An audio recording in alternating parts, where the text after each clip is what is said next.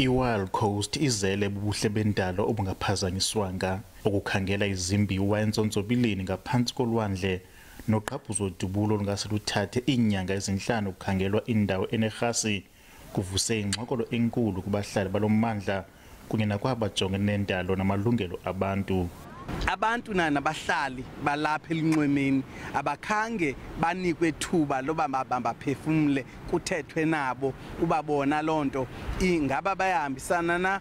Imibuzo yokuba ngakube uMzantsi Afrika uzinikele na ukugcina izethembiso ukwehlisa ungcoliseko lehlabathi umi.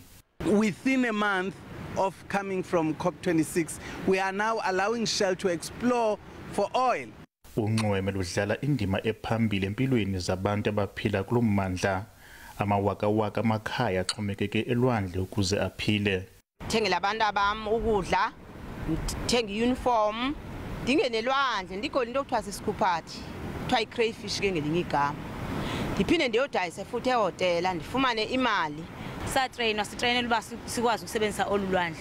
Sho ukuthi abethu abantwana bolamba ngeke sikwazi ukondla abantwana siyabafundisa ngale mali sisebenza phe elwandle. Abalobi baselwandle lase-Wild Coast bathi ngaphandle kokuloba akukho mpilo kubo. Ngokubokusomayini apha noloyiko olukhulu uba u-oyili uzomoshwa singaphinde sikwazi ukudobala kolwandle lethu.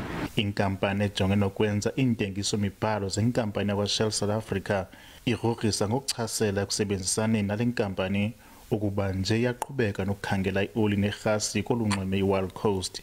Kungoku nje yimbi imibutho ifaka isithintelo senkundla ukuba nje le nkampani iyaqhubeka nokukhangela ioli nerhasi kolu lwandle.